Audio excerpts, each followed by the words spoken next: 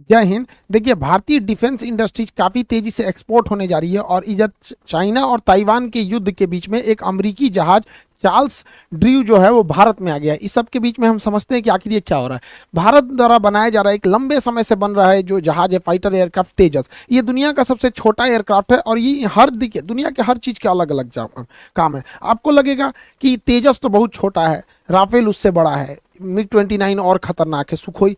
हर चीज का अलग काम होता है। जैसे देखिए, जो ट्रक काम कर सकता है टेम्पू नहीं कर पाएगा, तो जो टेम्पू कर सकता है ठेला नहीं कर सकता है। तो ऐसा नहीं कि जो बाइक का जरूरत है उसे आप ट्रक से पूरा कर सकते हैं। तो हर लेवल की जहाजों का होना जरूरी है सप्लाई लाइन में, तभी जाके आपकी पूरी तरह से एक स्क्वाड्रन कंप्लीट होती है। तो भारत का ये जो तेजस है ये काफी सस्ता है और हर क्वालिटी इसमें है।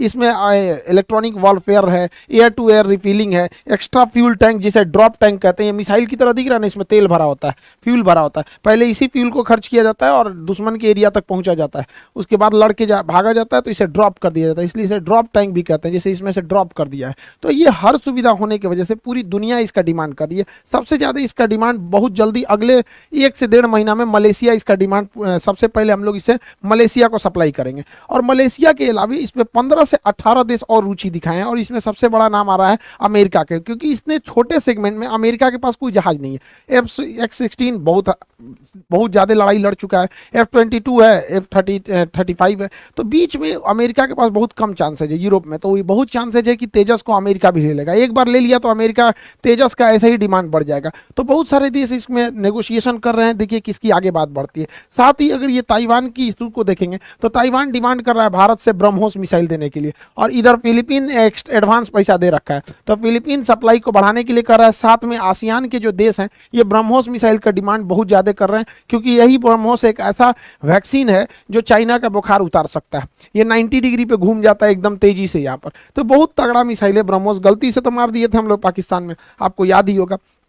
देखिए, ये जो इशू चल रहा है यहाँ पर ताइवान में, तो अमेरिका इतना दूर है तो अमेरिका को चारों ओर से घेरना है। अमेरिका का जंगी जहाज हमेशा हिंद महासागर में रहते हैं, तो जहाज़ों को अक्सर मेंटेनेंस की ज़रूरत होती है। जितनी बड़ी जहाज मशीनरी रहेगी उतना मेंटेनेंस। एक छोटे से साइकिल में कम मेंटेनेंस, मोटरसाइकिल में उससे ज़्यादा, कार में उससे ज़्यादा, ट्रक में और ज़्यादा। तो ये भारी भरकम जहाज़ों को मेंटेनेंस बहुत ज़्यादा ज़रूरत होती है। तो हम लोग बहुत पहले लेमुआ समझौता कर लिए थे अमेरिका से। तो इधर ही हम लोग के बीच में ये भी बात चल रही थी कि हिंद महासागर में जहाज़ों को मेंटेनेंस करने के लिए वापस अमेरिका ना जाना पड़े, यहीं पे कोई व्यवस्था कर जाए। तो ये बुढ़ऊ जो बोले हैं मोदी जी से कि भाई व्यवस्था कीजिए यहाँ पर, तो चेन्नई में लार्सन एंड टुब्लू LNT ने एक बहुत बड़ा डॉकयार्ड बना दिया जो मेंटेनेंस सेंटर के लिए। अमेरिका इसकी बहुत गहनता से जांच किया, क्योंकि अमेरिका की जहाज़ों की साइज बहुत बड़े होते हैं। तो अमेरिका ने कहा कि ये डॉकयार्ड मेरे लिए फिट है, अगर हिंद महासागर में किसी भी जहाज को कोई प्रॉब्लम होगा तो वो चेन्नई में जाके अपना मरम्मत करा सकता है। और इसी बीच अमेरिका का जो जहाज है वो चला आया है इंडिया में। इसका नाम है आपका USNS। किसी भी देश के जहाज के लास्ट में नेवल शिप लगा रहेगा। अब उसका कौन सा देश है बस आगे, जैसे इंडिया का है तो INS लगा रहेगा, पाकिस्तान का रहेगा तो PNS लगा रहेगा, चाइना का रहेगा तो CNS लगा रहेगा, US का रहेगा तो USNS लगा रहेगा यहाँ पर। तो सबका अपना, फ्रांस का रहेगा तो अलग लगा रहेगा। इसका रॉयल नेवल शिप, ये ब्रिटेन वाला लिखता है, जो हम लोग पे राज किया था सब ब्रिटेन वाले, वो सब रॉयल नेवल शिप लिखता है सब। तो भारत, ये अमेरिका का जहाज US naval ship Charles Drew ये लंगर डाल दिया और ये लगभग 10 दिन रहने वाला है। अभी 8 तारीख से लेके मतलब काफ़ी 10-12 दिन तक इसका मेंटेनेंस होगा। ये अमेरिका का वो जहाज है जो दूसरे जहाज़ों को सप्लाई देता है, दूसरे जहाज़ों को फ्यूल भरता है, दूसरे जहाज़ों में खाना पहुंचाता है, दूसरे जहाज़ों में मेंटेनेंस का काम देखता है, दूसरे जहाज़ों में मेडिकल इक्विपमेंट पहुँचाता है। तो सोचो, जो दूसरे का पेट भर रहा तो ओकरे भूख लग गया, यही बिगड़ गया। तो ये आया है अभी चेन्नई में। ये इतना भारी भरकम जहाज है कि ये एक साथ 2-2 जहाज़ों को मेंटेनेंस, देखिए यहाँ से वायर लगा देता है और इसमें फ्यूल भर देता है, उसी तरह इधर से ऐसे वायर लगा के इसमें फ्यूल भर देगा। तो एक साथ 2-2 जहाज़ों में फ्यूल भरता है। तो जब यहाँ फ्यूल भरा जाता है तो पैरेलली इस जहाज से इस जहाज में एक रस्सी बांध दिया जाता है और सामानों को दोनों साइड से दोनों जहाज़ों में भर दिया जाता है। तो आप कहेंगे कि इसमें सामान कहाँ से आता है, तो हेलीकॉप्टर इस पे पहले से ले आके रख देते हैं और ये सब में जाके भर देता है। तो फ्यूल पाइप होता है, साथ में फ्यूल भर देता है। और इसी तरह देखिए, ये मोटा वाला जो पाइप आ रहा है, ये मोटा वाला पाइप जो इस तरह से आ रहा है, ये फ्यूल के लिए है। और एक लंबा से ये तार गया जिसमें से इसे लटकाया गया है ये सामान। अब इसके अंदर सप्लाई है, गोला बारूद हथियार। बीच मैदान में अगर गोला बारूद खत्म हो जाएगा तो बंदरगाह तक थोड़े आएंगे। तो जहाजिया अमेरिका का बिगड़ गया है, और ये आया हमारे यहाँ बनवाने के लिए। सोचिए भारत के लिए कितना गर्व का विषय है। और हो भी क्यों नहीं, दुनिया का सबसे पहला बंदरगाह भारत में था, लोथल बंदरगाह सिंधु सभ्यता में। तो हम लोग के पास तो पहले से थी टेक्नोलॉजी, अब धीरे धीरे निखर रही है। तो जब अमेरिका अपना जहाज बनवाने आएगा तो फ्रांस भी आएगा, ब्रिटेन भी आएगा, सब आएगा सब यहाँ पे। तो ये भारत के लिए एक बहुत अच्छी खबर है यहाँ पे। देखिए इसी को देखा देखी पाकिस्तान में एगो कहावत कहा जाता है, देखा देखी लंगड़ो देवाल फाने लगली, तो वही हो गया पाकिस्तान के साथ। इसने सोचा कि भारत नेवी में इतना कुछ कर रहा, हमें भी कुछ करना चाहिए, तो अपना एगो छोट मोट जहाज लेके गुजरात के पास पहुंच गया। हालांकि वो गुजरात तट से लगभग 200 नॉटिकल मील तक था, लेकिन 200 नॉटिकल मील के आगे भी हाई सी कहलाता है। इससे पाकिस्तान इधर आया क्यों, तो अपना छोटा सा एगो जहाज लेके आया था, आलमगीर लाया था, लगभग फ्रीगेट के साइज का था। देखिए नेवी में जहाजों के साइज के हिसाब से उनकी कैटेगरी होती है। छोटा जहाज रहेगा सबसे छोटा तो उसको कॉर्बेट बोलते हैं, कॉर्बेट से बड़ा रहता है तो फ्रीगेट बोलते हैं, फ्रीगेट से बड़ा रहेगा तो डिस्ट्रॉयर बोलते हैं, और डिस्ट्रॉयर से बड़ा हो जाएगा तो विमान वाहक पोत। तो अलग अलग साइज के, तो ये छोट साइज का था, ये फ्रीगेट साइज का। नाम था इसका पीएनएस आलमगीर। इसको पता नहीं, इसके बाप को डुबाए थे हम लोग पीएनएस गाजी को 71 में, लेकिन इसको नहीं पता था। और इसको जब जैसे ये यहाँ आया तो यहाँ महाराष्ट्र के पास एक जहाज उड़ रहा था जिसका नाम था डोर्नियर, ये कोस्ट गार्ड का जहाज था। ये देख लिया, जैसे देख लिया डोर्नियर जहाज तो दौड़ा दिया इसको, और ये पहले ही खबर कर दिया इंडियन नेवी को कि एगो चट्टा घुसा, और दौड़ा के गरियाने लगा, रे चट्टा भाग यहाँ से, पूरा का पूरा उसके ऊपर मडरिया रहने लगा। अब इसके ऊपर इसका कप्तान चुपचाप बोलिए नहीं रहा था, आलमगीर पीएनएस आलमगीर का कप्तान कुछ बोलिए नहीं रहा था, वापस भाग गया यहाँ पे। और उसके ऊपर ही तू पूरा उसको चोटिया आ रहा था, ऊपर दौड़ा आ रहा था कि भाग भाग भाग चोटा यहाँ पे। अब पीछे से इंडियन नेवी चला यहाँ पे। तो पाकिस्तान को लगता है कि भारत को दबा गया, औकात में भी नहीं रहता है, ऐसे इसको समझ में नहीं आता। तो ये डोर्नियर भारत द्वारा बनाया गया जहाज है, काफ़ी बढ़िया जहाज है, छोटा जहाज है, सर्विलांस के काम में बहुत बेहतरीन आता है। इसके नीचे रडार लगाया गया है, इसलिए क्योंकि हमेशा विजुअलिटी उतनी नहीं रहती है, तो जहाँ तक आदमी की आँख नहीं जा सकता वहाँ रडार से देख लेता है। साथ ही ये रेस्क्यू मिशन में भी काम देता है। कभी कोई पानी वाली जहाज की दुर्घटना हो गई या कोई कहीं पे भी कोई डूब रहा है, तो उस स्थिति में हेलीकॉप्टर की तरह रुक नहीं सकता है, लेकिन इसके फाटक से खोल के इसमें से लाइफ जैकेट जो होते हैं पहन लेने से इंसान डूबता नहीं है, या कोई राहत सामग्री भेजना हो, खाना वाना भेजना हो, तो यहाँ से एक ड्रॉप कराया जा सकता है। तो ये भारत द्वारा बनाया गया काफ़ी बेहतरीन जहाज है, और इसने अभी काम भी दिखा दिया। तो डोर्नियर जहाज़ों को कोस्ट गार्ड में बहुत बेहतरीन जगह दिया गया। पाकिस्तान जो है भारत पे दबाव बनाने के लिए चाइना से एक छोटा साइज का फ्रीगेट खरीदा। फ्रीगेट तो मीडियम साइज का होता है, कॉर्बेट, फ्रीगेट और डिस्ट्रॉयर। तो फ्रीगेट खरीदा, इसका नाम है PNS Taimur, Pakistani naval ship Taimur.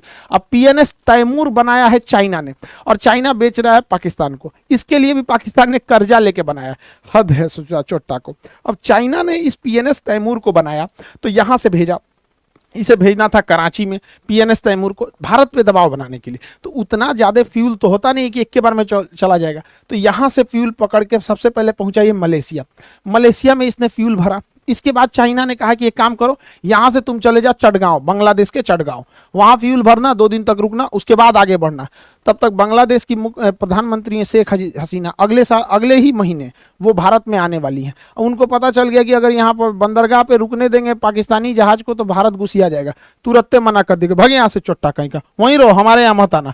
तो वापस कर दिए, इनको नहीं बोला गया। तभी कहा श्रीलंका के पास, तो अभी वो पीएनएस तैमूर जो है वो श्रीलंका के पास रुक के फ्यूल भरेगा, और श्रीलंका में नहीं रुका तो मलेशिया में, नहीं तो बेचारा जाएगा चुपचाप। अभी तो हम लोग श्रीलंका से वापस भेजे थे पीएनएस तैमूर को, तो इससे कुछ नहीं हो सकता। लेकिन चाइना को देखिए कितना भारत के ऊपर मनोवैज्ञानिक दबाव बना रहा है, तो भारत को भी इसके ऊपर मनोवैज्ञानिक दबाव बनाना चाहिए। इसको भी हम लोग को इसके दुश्मनों को से मिलकर इसको भी टॉर्चर करना चाहिए। और पाकिस्तान को लगता है कि छोटपैका जहाज दिखा के हम लोग को डरा देगा, तो पाकिस्तान को समझे में नहीं आ रहा उसका बाप है यहाँ इंडियन नेवी। 1971 में औकात पता चल गया था पाकिस्तान वालों का। पीएनएस गाजी जो डूब गई थी, आईएनएस राजपूत, विक्रांत, पाकिस्तान वाले लोग होंगे अपने दादा उदा से पूछना लोग बाबू कि दादा दादा क्या हुआ था 1971 में, तो दादा बताएंगे आप लोग के कि 93,000 फौज पिटा के आए थे सब, भारत वाला फिर छोड़ा था सब यहाँ पे। तो इंडियन नेवी को डराने निकले हैं, सोच रहे तू नहीं यहाँ पे। लेकिन चाइना जो है वो हद नहीं मान नहीं रहा है चाइना। तो अभी चाइना और ताइवान की लड़ाई में ताइवान की बिजनेस ठप हो रहा है। जितने बड़े बड़े टाइकून बिजनेस है वो ठप होते जा रहे हैं। चाइना से, ताइवान से कंपनियां जो हैं वो भागने की कोशिश कर रही हैं। ये भारत के लिए काफ़ी सुनहरा मौका है। और चाइना से भी कंपनी अब शट डाउन करके भागने की कोशिश कर रही हैं, क्योंकि युद्ध में फंस जाएगा तो काफ़ी ज़्यादा विवाद हो जाएगा। इसलिए ये भी सोच रहे हैं भारत निकलने के लिए। इनके लिए सबसे बेहतरीन रास्ता दिख रहा है भारत। भारत बहुत बेहतरीन है इनके लिए। देखिए जितने भी मोबाइल मैन्युफैक्चरिंग होते हैं वो ज़्यादातर आसियान देशों में, साउथ ईस्ट एशिया में होते हैं। वहीं इंडिया में देखिएगा तो मोबाइल का खपत है, लेकिन मोबाइल का प्रोडक्शन इंडिया में ना बराबर है, बहुत कम है। अभी क्या है कि ये जितने देश हैं यहाँ ज़्यादातर मोबाइल बनाने में ताइवान का हाथ है।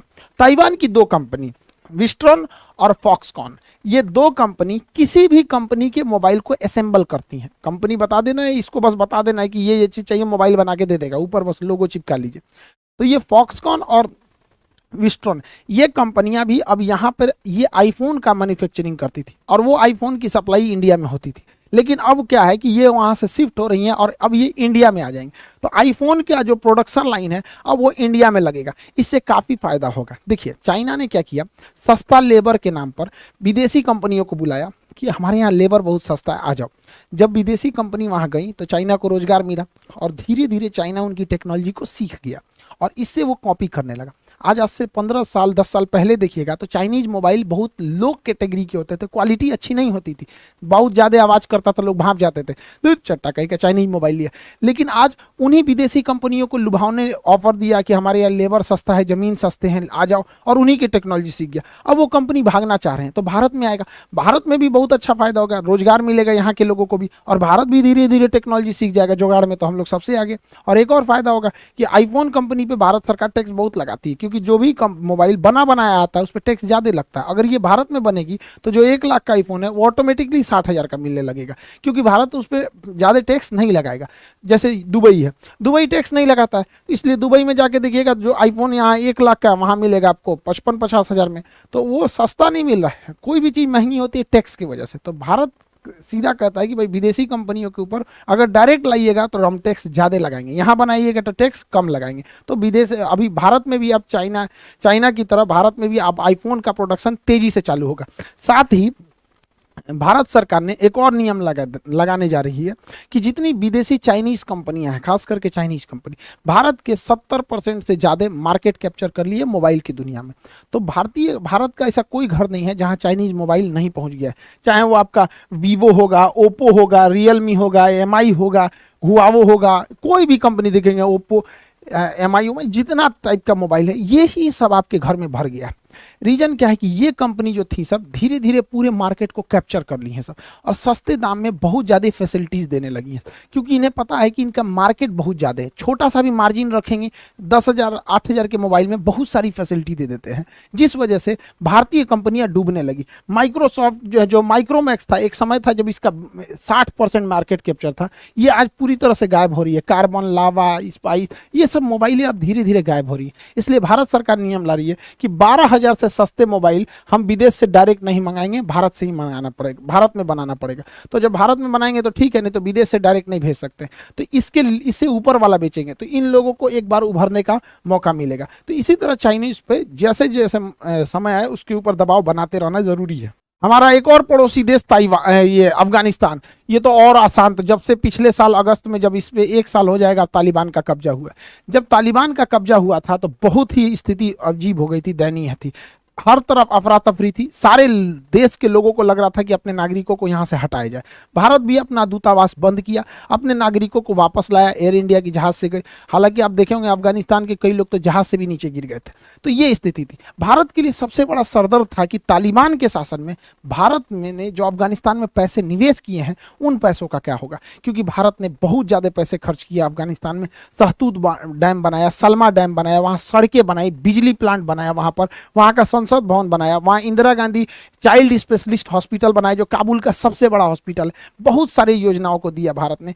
इवन कि जब अफगान तालिबान का कब्जा भी हो गया था तो ट्रक से ट्रक भर के हम लोगों ने गेहूं की सप्लाई की थी। तो हम लोग को यही लग रहा था कि कहीं पाकिस्तान के दबाव में आके तालिबान भारत के खिलाफ मत चला जाए। हालांकि पाकिस्तान ने पूरी कोशिश किया कि तालिबान भारत के खिलाफ हो जाए, एटलीस्ट कश्मीर मुद्दे पर हो जाए, लेकिन तालिबान कुछ भी नहीं भारत के खिलाफ बोला।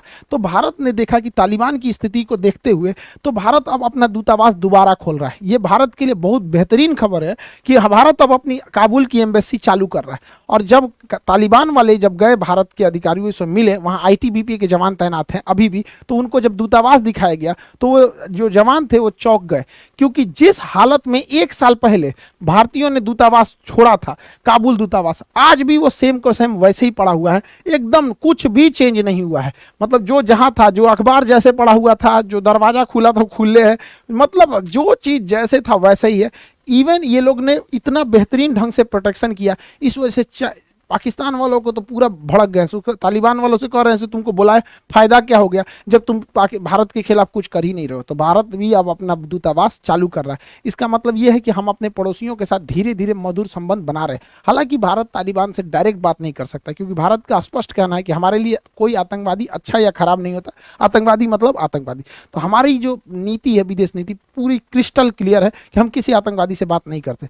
लेकिन राष्ट्रीय मुद्दों को ध्यान में रखते हुए हम लोग बस यही कोशिश करेंगे कि तालिबान कैसे भी भारत की एंटी ना हो सके, क्योंकि ये पाकिस्तान के लिए एक प्लस पॉइंट हो जाएगा, क्योंकि आतंकवादी आतंकवादी मिलकर आतंकवादी का स्क्वायर हो जाएगा सब। आई होप आप इंडिया के इर्द गिर्द जो हो रहा है जियो पॉलिटिक्स, इसको समझे होंगे। मिलेंगे नेक्स्ट क्लास में। जय हिंद।